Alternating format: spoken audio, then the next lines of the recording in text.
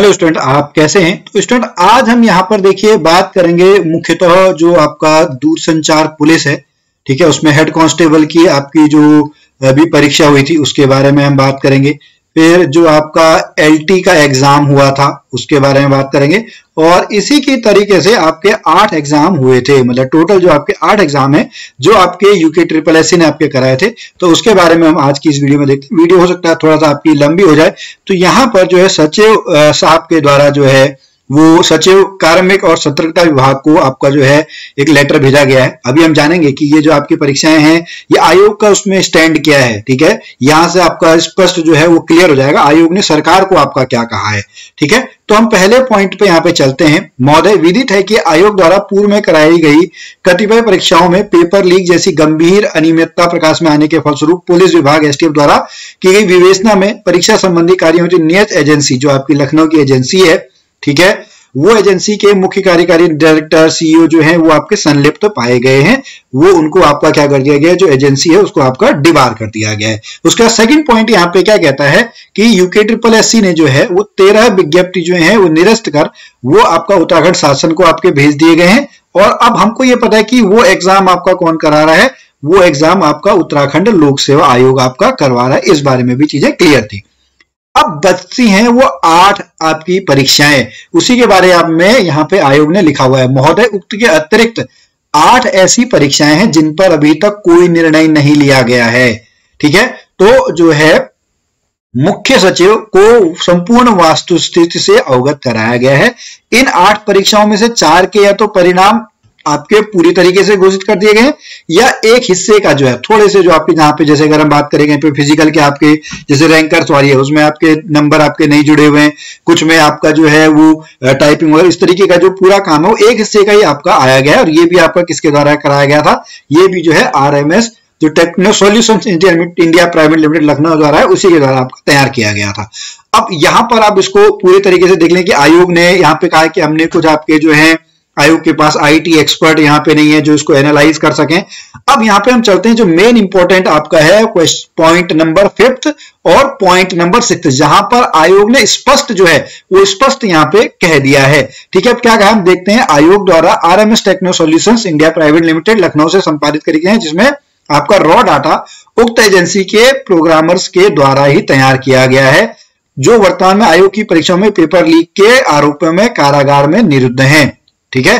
तो इनके द्वारा जो है इस पर क्या लग सकता है, इन पे प्रश्न चिन्ह लगना जो है वो आवश्यक है। यानी आरएमएस ने अगर एक परीक्षा करवाई है जो कि आपका विवादों में है, तो उसके द्वारा जो दूसरी अगर परीक्षाओं में हम मान के चलें कि इसमें आपका कोई घोटाला नहीं होगा, तो ऐसा तो होगा नहीं, तो इस पे तो आपका प्रश्न चिन्ह लगना जो है वो प्रश्न चिन्ह लगना आपका स्वाभाविक ही है, ठीक है। और बाकी जो आपका एक विधानसभा सचिवालय वाला है उनको भी बिना परिणाम के आपके निरस्त कर दिया जा चुका है। तो अब इन परीक्षाओं में आपका क्या कहें, तो आयोग ने जो है 6ठे पॉइंट में यहां पर आपका जो है वो स्पष्ट कह दिया है कि अतः उक्त तथ्यों के दृष्टिगत अनुरोध है कि उक्त सभी 8 परीक्षाओं को निरस्त कर पुनः आयोजित कराए जाने के प्रस्ताव पर विचार करते हुए उचित समझें तो शासन के न्याय विभाग का अभिमत जानकर आयोग को परामर्श प्रदान करने का कष्ट करें। यानी आयोग ने तो अपनी तरफ से कह दिया है कि हम तो चाह रहे हैं कि हम निरस्त करके दोबारा से इसको आयोजित कराएं, लेकिन आप यहां पर क्या कहेंगे,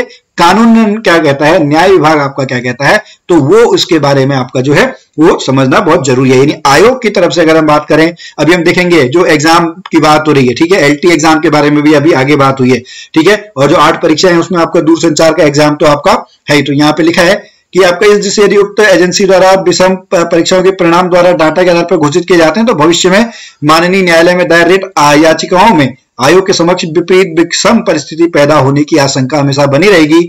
और ये लाइन आप दोबारा से इसको समझ लें।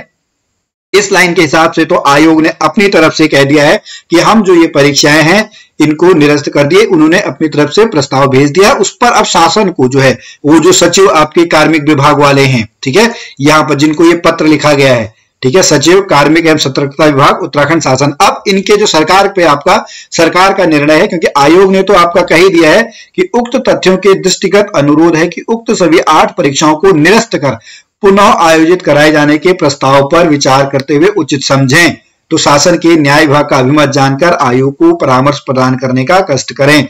आयोग ने अपना जो है अपनी तरफ से निरस्त कर पुनः आयोजित कराने का प्रस्ताव जो है वो भेज दिया है। अब यहीं पर अगर हम देखें आगे, ठीक है, और आयोग यहाँ पे कहता भी है, ठीक है, आयोग अपनी तरफ से आपका कहता है कि अगर आपका जो है कि लंबित परीक्षा परिणामों को घोषित किए जाने का निर्णय लिया जाता है तो उचित होगा कि प्रत्येक परीक्षा हेतु प्रतिभागी अभ्यर्थियों का पूर्व की परीक्षाओं में उनके द्वारा प्राप्त अंक व अन्य समस्त पहलुओं की जांच और समग्र विश्लेषण हेतु शासन स्तर पर जांच समिति का गठन कर जांचोपरांत ही अग्रतर कार्रवाई किया जाना चाहिए। यानी आयोग ने अपनी तरफ से जो है उनको एक सजेशन भी दे दिया है, या तो आप क्या करें, या तो जो आयोग ने प्रस्ताव भेजा है निरस्त आप कर दें, अगर आप निरस्त नहीं कर रहे हैं तो इसके लिए आप क्या बैठाएं, एक आपका जांच समिति जो है, एक जांच समिति बैठाएं। अब ये सब सूरत जो है वो सरकार के पास आपका चला गया है। यहीं पर आपका जो है इनके अध्यक्ष जो आपके पहले के आपके अध्यक्ष अगर 28/9 की हम बात करें तो वहां पर भी आपका अगर हम बात करें तो जो LT है इन सभी परीक्षाओं में सबसे अधिक पद 1431 वाली जो परीक्षा है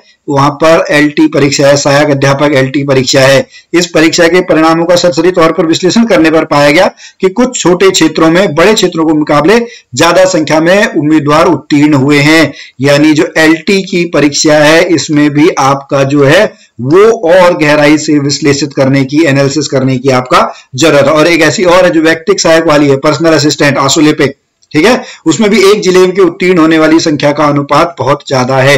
तो देखिए अब आयोग ने तो अपनी तरफ से यहाँ पे बता ही दिया है, ठीक है, अब यहाँ पर आपको क्या लगता है, ठीक है, वो आपको यहाँ पे बता दिया। तो यहाँ पे लिखा हुआ है लास्ट में कि ऐसे में निश्चित तौर पर नहीं कहा जा सकता कि ये परीक्षाएं भी दूषित नहीं हुई है अगर आयोग द्वारा बिना गहन विश्लेषण किए। अभी तो आपका जब देखो जांच समिति बैठाते हैं कि पेपर जो है वो आपका निरस्त करते हैं। तो स्टूडेंट अब इस वीडियो को हम समाप्त करते हैं। तो आपको क्या लगता है ये जो 8 परीक्षाएं हैं, ठीक है, इनका भविष्य आपका क्या होगा, जिसमें हम जैसे दूरसंचार की तैयारी देखिए, हम सब ने कितनी बड़ी मेहनत से आपका दूरसंचार की यहाँ पे तैयारी की थी।